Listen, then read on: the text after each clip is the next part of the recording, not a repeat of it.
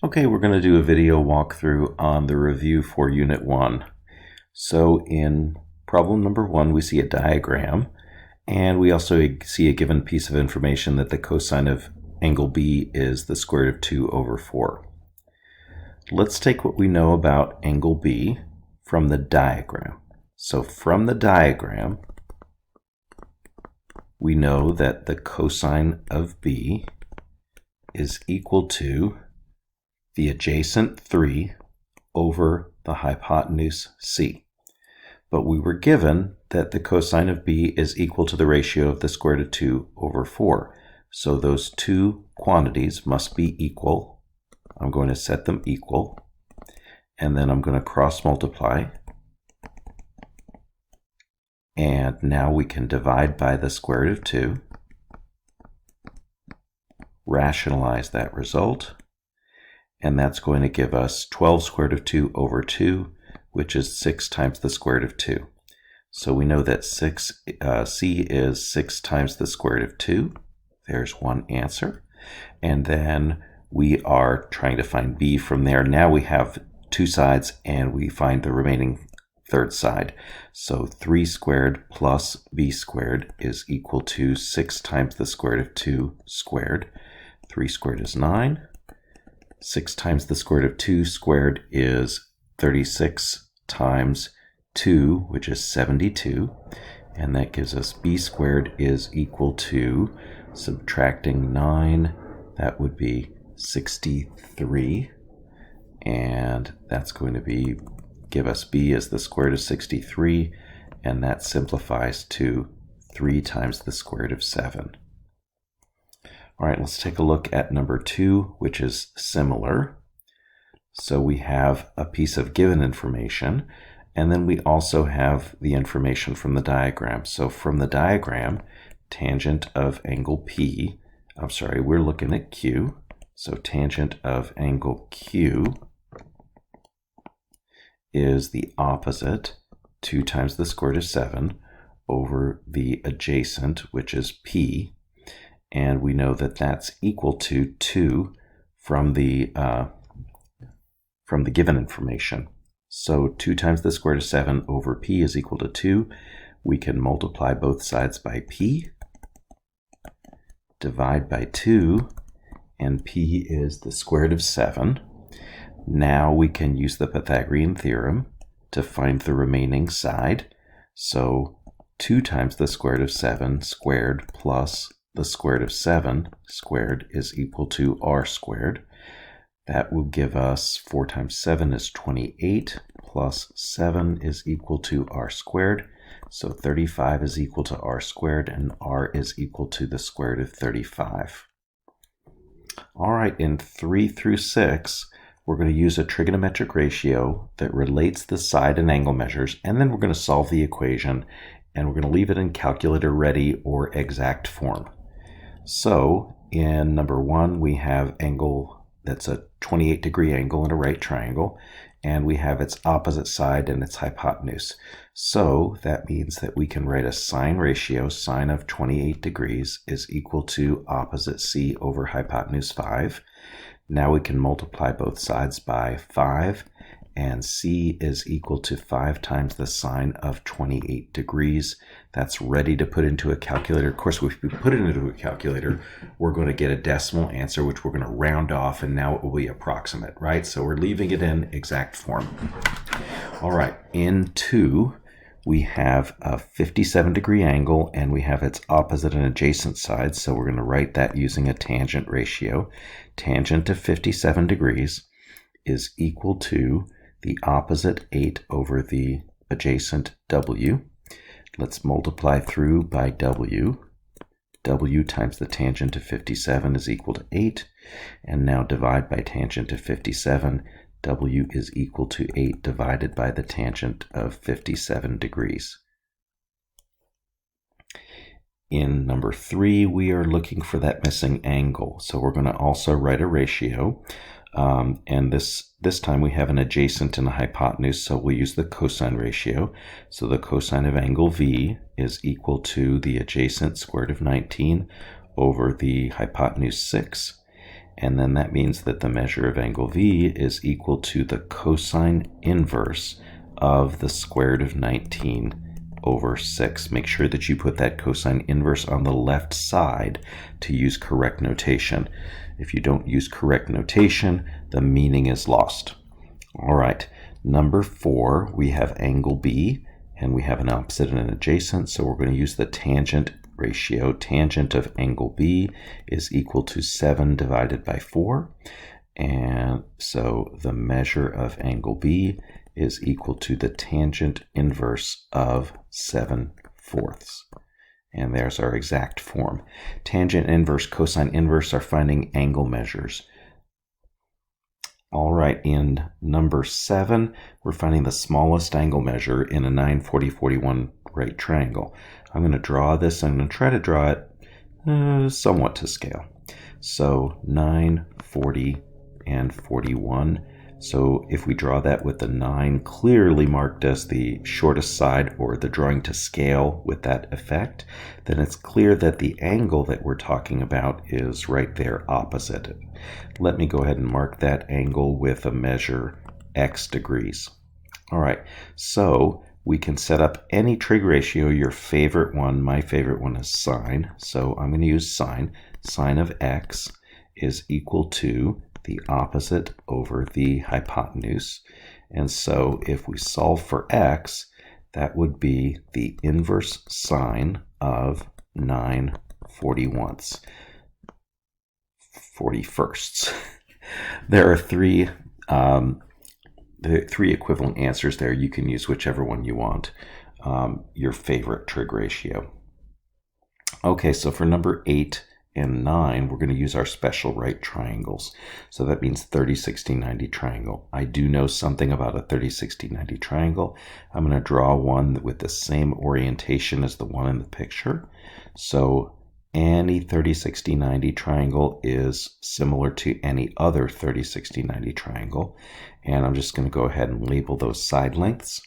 So now, if we want to find the missing side, we can use, as you used in geometry, the ratio of side ratios for similar triangles and set them equal, creating a proportion. So h in the top triangle is to 1 in the smaller triangle as, and use an equal sign when you say as, 10 is to 2 in the hypotenuse of each of those triangles. So h over 1 is h, 10 over 2 is 5, so that gives me h is equal to 5. Now we're going to find the area of the big triangle, right? The triangle that we're referring to in the picture is the large one. H is its height, which subdivides it into 2 smaller right triangles. But the area of the big triangle is 1/2 times its base times its height. Its base is 14 and its height is 5. Half times 14 is 7, times 5 is 35. So the area of the triangle is 35. All right, in number 9, we have a 45-45 right triangle that's contained as a smaller part of the large triangle that's pictured here. So I'm going to draw a 45-45 right with the same orientation as the one in the picture, 1, 1, and the square root of 2. In order to find the height, we can set up a similar triangles ratio, or a proportion. H is to 1, as 8 is to the square root of 2. H divided by 1 is h.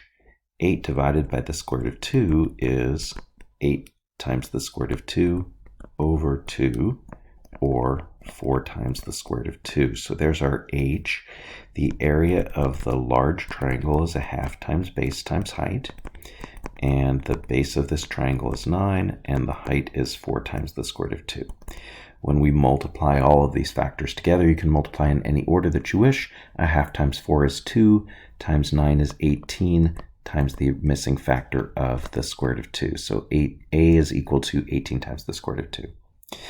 In 10 through 11, we're going to use trigonometry, which means SOHCAHTOA, to find the height of the triangle. So in this right triangle over to the left, that's part of the triangle pictured, the sine of 25 degrees is equal to h over 2. opposite over hypotenuse. So that means h is equal to 2 times the sine of 25 degrees. The area of the big triangle is 1/2 times base times height, which is 1/2 times 12 times 2 times the sine of 25 degrees. 1/2 times 2 is 1 times 12 is 12. So now we have 12 times the sine of 25 as the exact form answer. So if we have special right triangles 30, 60, 90, we want to leave those in radical form, any expressions there. And if we don't have 30 or special angles, then we have to resort to trigonometry, which is a little bit more complicated expression. So we always want the simplest form. All right, let's check out the next one. This little triangle inside of the larger triangle is a right triangle. So the sine of 68 degrees is equal to h over 6, which means h is equal to 6 times the sine of 68 degrees. Now we can find the area of the larger triangle, 1/2 times base times height. And the base is 7, and the height is 6 times the sine of 68 degrees. 1/2 times 6 is 3, times 7 is 21. And then we just have to bring down that sine of 68 degree factor because we can't simplify that one. In 12 through 14, we have a building casting a shadow 43 meters long when the sun's angle of elevation is 55 degrees. So here's our building, and we do not know its height or how tall it is, but its shadow is 43 meters long. Sun's angle of elevation is sitting right there. Think of the line of sight of someone looking up at the sun up here versus looking straight ahead. So the two sides that determine the angle of elevation are one horizontal and one line of sight. So from here, the tangent of x is equal to h divided by 43. We're looking for an angle measure. So you find an angle measure by undoing that tangent. Well, hang on just a minute here. X is actually known, isn't it? I had too many variables there. So x is actually known. It is a 55 degree angle of elevation. That's going to change things. So the tangent of 55 degrees is equal to h divided by 43. And h is equal to 43 times the tangent of 55. By the way, we always put that coefficient on the left side of any expression like tangent of 55, and that would be measured in meters. We're going to indicate those units since units are given in the problem. And number 3, what is the angle of elevation of the sun if a pole 2 meters tall casts a shadow 5 meters long? So 2 meter tall pole, shadow 5 meters long. We are looking for that angle of elevation of the sun, somebody looking up from the ground at the sun. And now that angle is unknown, so tangent of x degrees is equal to 2/5, opposite over adjacent. And to solve for the angle, now we need an inverse tangent. So inverse tangent of 2/5 gives us the angle, and that would be measured in degrees. That's our assumption, right? If we use an inverse tangent, it's going to be measured in degrees. For our lengths, we have to be a little bit more specific. All right, in 14, we have a person on the end of a 230-foot bridge spotting the river's edge directly below at the opposite end of the bridge, and the angle of depression is 57 degrees. That's always drawn from the horizontal to the line of sight. There's our angle right there. Now that's alternate interior with this angle that's 57 degrees down here. You can probably use either triangle there. It's helpful to know that, though. 57 degrees is also the angle of elevation of a person looking from the shore up at the person on the bridge. And we want to know how far below the bridge is the river. And so we do have 230 feet across horizontally. H, the vertical distance, is unknown. So now we can write a tangent ratio. Tangent of 57 degrees is equal to h divided by 230. And h is 230 times the tangent of 57 degrees. and that will be measured in feet because we want our two length units to be consistent with one another, so they'll both be measured in feet. All right, in 15 through 19, we are sketching angles in standard position with the associated reference triangle. So we have an angle between 0 and 90 with a tangent equal to 24/7. So that means that our opposite would be 24, our adjacent would be 7. That's a 7, 24, 25 right triangle. And if you want to think of it this way, at the end point of the terminal side is the point 7, 24. Those are our A and B values. And so we're going to label the A, B, and C values there, which we have done, and find the other two trig ratios. So that means we're finding the sine of theta. The sine is the opposite over the hypotenuse. And we're finding the cosine of theta. The cosine is the adjacent over the hypotenuse. So sketch the reference triangle. And we should probably put our angle theta in there as well. All right, in number 16, sine of theta is 1/2, where theta is somewhere between 90 and 180. That's a quadrant 2 angle. So the sine of theta is the opposite over the hypotenuse, and that's going to be in quadrant 2. Here's our theta. Here's theta reference inside the triangle. That's what references opposite and hypotenuse.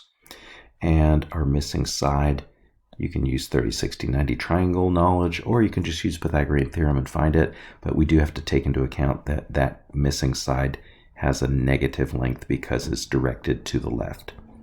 And so we're going to look for the cosine of theta and the tangent of theta. Cosine is adjacent over hypotenuse, and tangent of theta is equal to opposite over adjacent. We're going to rationalize that, so that would be negative square root of 3 over 3.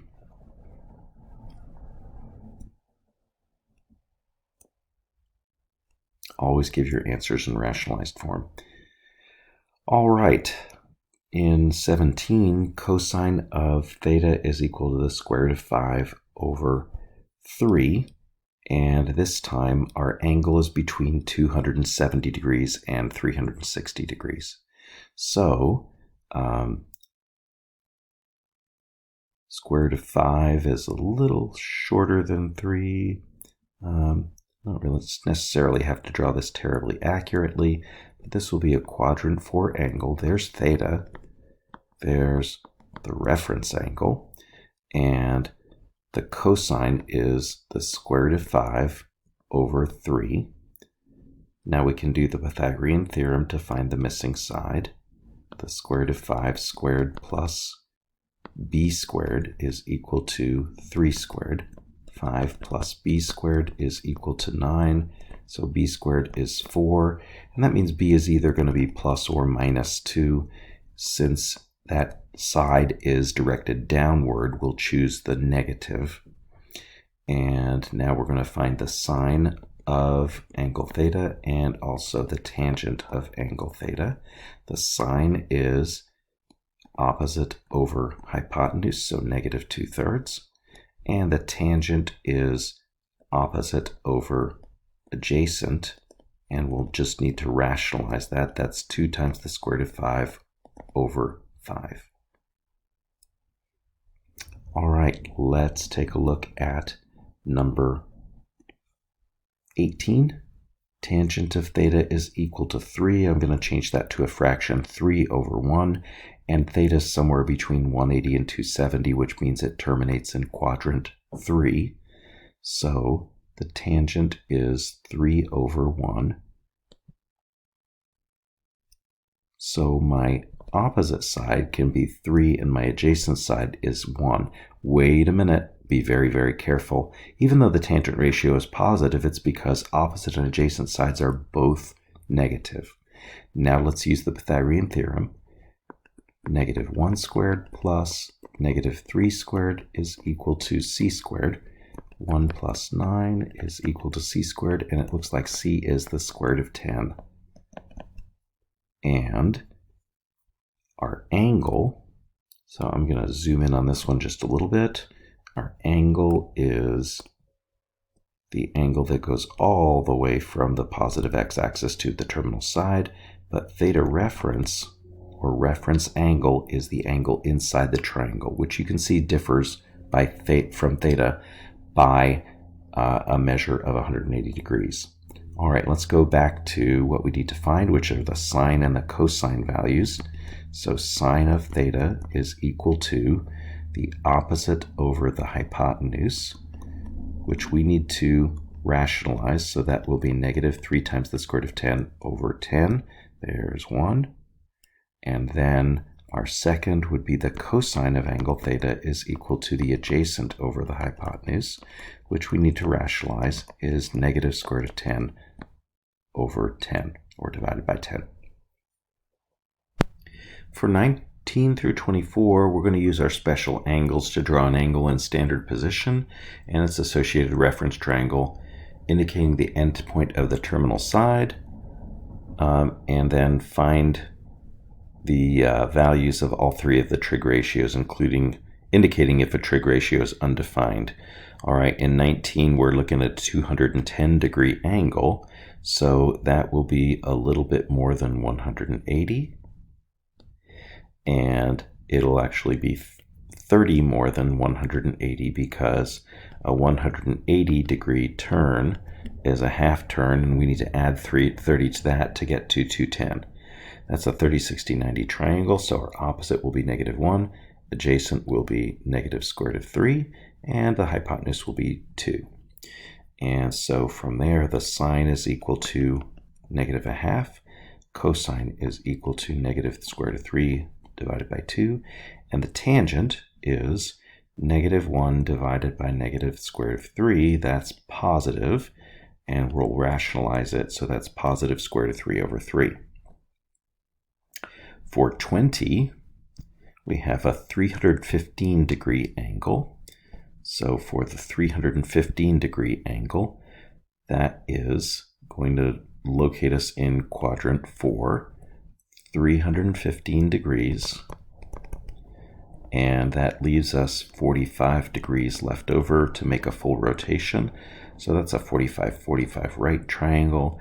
Opposite side negative 1, adjacent side positive square root of 1 since that's pointing to the right, and hypotenuse square root of 2. So the sine is equal to negative 1 over the square root of 2, opposite over hypotenuse. Let's rationalize that. Cosine is equal to positive 1 over the square root of 2, and we're also going to rationalize that. And then lastly, the tangent is the opposite over the adjacent, which is simplified to negative 1. All right, in number 21, we have a 60 degree angle. I would encourage you to try to draw that to scale, meaning that's going to be rotating closer to 90 than it is to 0 degrees. Adjacent side is 1, opposite side is the square root of 3, and hypotenuse is 2. Sine of 60 is the square root of 3 over 2. Cosine is 1/2, and tangent is the square root of 3 over 1. That simplifies to the square root of 3. In number 22, we have a 300 degree angle. That's quadrant 4. It's a little past 270, closer to 270 than it is to 360. So there's our 300 degree angle, and that leaves us 60 left over to make a full rotation. And so our adjacent side is 1, opposite negative square root of 3, hypotenuse 2. So the sine of 300 is negative square root of 3 over 2, opposite over hypotenuse. Cosine is adjacent over hypotenuse, and the tangent is the opposite over the adjacent, and we never leave a fraction with a division by 1. That's equal to the negative the square root of 3. All right, let's check out a couple quadrantal angles. 90 degrees, we cannot draw a triangle for 90 degrees. So I want you to think about that 90-degree rotation, which will land on the positive y-axis as its terminal side. That's going to have a 0x coordinate and a positive y coordinate. Pick your favorite number there. And in that case, a squared plus b squared is equal to c squared. And that's going to give us 1 is equal to c squared. So c is positive 1 because c is the hypotenuse, always positive. A is our adjacent side and b is our opposite side. And so that's going to help us with these ratios. Sine is the opposite over the hypotenuse, so that simplifies to 1. Cosine is the adjacent over the hypotenuse, that simplifies to 0. And tangent is the opposite over the adjacent, which is undefined. So tangent is undefined. In number 20, we have a 0-degree angle. Well, 0 degrees is no rotation whatsoever, and so the coordinates of the endpoint of the terminal side will be a positive x value. That's our adjacent side, and a 0 y value. That is our opposite side. And so we know again our hypotenuse is going to be positive 1. Sine is the opposite over the hypotenuse, which will be 0. Cosine is the adjacent over the hypotenuse, which will be 1. And tangent is equal to the opposite over the adjacent, which is 0. All right, in 25 through 28, we're going to evaluate each trigonometric expression. So in order to evaluate this one, we need to find the tangent of 60 first. I'm just going to draw a quick diagram. Quadrant 1. And the tangent of 60 degrees is the square root of 3 over 1, the opposite over the adjacent. That's 1 plus 4 times the square root of 3. Unlike terms, cannot combine. In 26, we're going to have to evaluate the cosine of 45 degrees in order to find this expression. So 45-degree angle, quadrant 1, 1, 1, square root of 2. So the cosine of 45 degrees is, it's actually 1 over the square root of 2, but it will be much easier for us if we rationalize that. So let's move that expression to the square root of 2 over 2. Multiply by 2 and divide by 2 undo one another. So that's 5 times the square root of 2 plus the square root of 2, which is 6 times the square root of 2. In 27, we have a quadrantal angle. So let's draw a picture of our quadrantal angle, a rotation of 180 degrees. Its endpoint will have a negative x coordinate and a 0 y coordinate. That's our A and our B, and C is equal to 1. Hypotenuse is always positive. So 2 minus the cosine of, 2 minus whatever the cosine of 180 degrees is. All right, cosine is adjacent over hypotenuse. So that's 2 minus negative 1 is 2 plus 1, or 3. And for 28, we have a square this time, which just means that we're going to find the tangent of 150 degrees, and then we're going to square it. So I'll draw a picture with a 150-degree angle, which leaves us a reference of 30. Opposite is 1, adjacent is negative square root of 3, and hypotenuse is 2. And so we have the tangent of 150, which is 1 over the negative square root of 3. I'm not going to bother rationalizing that because when we square it, the square root will disappear. So that's 7 minus 15 times, and squaring negative 1 over the square root of 3, that's 1/3. So that's 7 minus 5 is 2.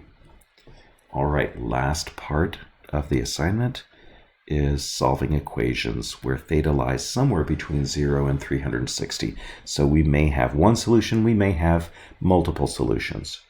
All right, in number 29, I'm just going to draw a picture. But I'm going to first figure out what quadrants I'm looking in. All students take calculus, Andrew sells trash cans, Albany State Teachers College, or all smart trig classes. We are looking for the quadrants in which cosine is a positive number. In quadrant 1, all functions are positive. In quadrant 4, cosine is the only positive one. So those are the two quadrants in which cosine is positive. Let's draw a quick quadrant 1 picture. So in quadrant 1, cosine is the square root of 3 over 2. That would be adjacent over hypotenuse. That's going to give us our opposite side of 1. But our theta there is going to be a 30-degree angle opposite the shortest side of the triangle. And now we need to look at quadrant 4 as an option. In quadrant 4, our triangle looks pretty much the same, only our opposite side this time is negative. And remember, that's our theta right there. We have the same reference angle, and so in that quadrant, theta and the reference angle add up to 360 degrees, so that gives us 330 degrees. Total solution set, two solutions between 0 and 360 of 30 and 330. For number 30, we have sine of theta is equal to -1/2. All right, let's start by using that same strategy. Andrew sells trash cans. We are looking for the quadrant in which sine is a negative number. So not the all, not the s, because that indicates where sine is positive. And so we're looking in quadrant 3 and quadrant 4. So let's draw a quadrant 3 picture. So sine is equal to -1/2. That will be our opposite over our adjacent. And this is our reference right there. And actually we can figure out who the reference is. The reference is 30 degrees. Keep in mind that that's our angle right there, which is 180 plus an extra 30 degrees. So that gives us a theta there in quadrant 3 of 210 degrees. Now we'll take a look in quadrant 4. In quadrant 4, we actually have the same reference angle of 30 degrees because our opposite and our hypotenuse are the same. But now our angle is that angle that starts at the positive x-axis and rotates all the way around to that terminal side. So that theta must be 330 degrees. So here we have a solution set, two angles, 210 and 330 degrees. In number 31, tangent of theta is equal to -1. Now it can be, when we look at this one, you may see, when we make that into a fraction, that it looks like those sides have the same length, regardless of the direction. And you may be tempted to think that this is a quadrantal angle. However, it is not, because these are our opposite and adjacent, not opposite and hypotenuse. So we just have opposite and adjacent sides that have the same length. All right, let's use our Andrew sells trash cans to figure out what quadrants we're looking in. We're looking where tangent of theta is a negative number. So that would be not in the A, not in the T. So quadrant 2 will be one place that we look. quadrant 2 picture, and we have a reference triangle where the opposite and the adjacent are opposite sides. Now, -1 over +1 is the same thing as 1 over -1. Our opposite is positive and our adjacent is negative, but the ratio is still -1. And so our reference there is 45 degrees, which means that the angle that we're looking for is 135. So we know 135 is one of our two solutions. And then where else are we looking? Quadrant 4. So here's a quadrant 4 picture. We're going to draw the exact same reference triangle in quadrant 4. That'll be a 45-degree angle, and that angle that rotates all the way around adds up with 45 to equal 360, so that's a 315-degree angle. And so our solution set is either 135 degrees or 315 degrees, two angles in quadrant 2 and 4. And last one of these, tangent squared of theta is equal to 3. First thing we have to do is undo that square. Remember, when you solve a quadratic equation or you take a square root, you are going to get two solutions. Tangent of theta is plus or minus the square root of 3. And if you like, put that over 1. So what does this mean? It means we are going to look in all 4 quadrants, regardless of whether tangent is positive or negative. So let's take a look in our favorite quadrant, quadrant 1. Tangent is opposite over adjacent, and that's going to give us a 60-degree reference. And in quadrant 1, that actually is the angle. Now in quadrant 2, it's still going to be a 60-degree reference angle. And our angle is 120 degrees. So theta is 120. In quadrant 3, we have the exact same reference angle, which is 60 degrees. And I'll make this one in a different color and kind of zoom in. Quadrant 3 is a little more challenging.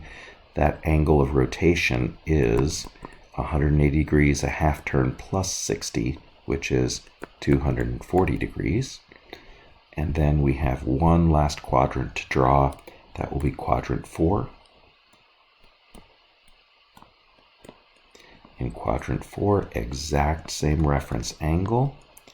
And so our angle, which rotates around from the positive x-axis to the terminal side, has to add with that one to be 360 degrees. So that'll give us a 300-degree angle.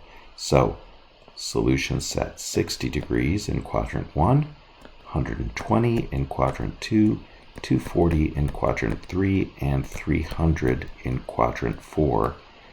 And we get 4 solutions on that one. All right, fun stuff. That is it for the review assignment.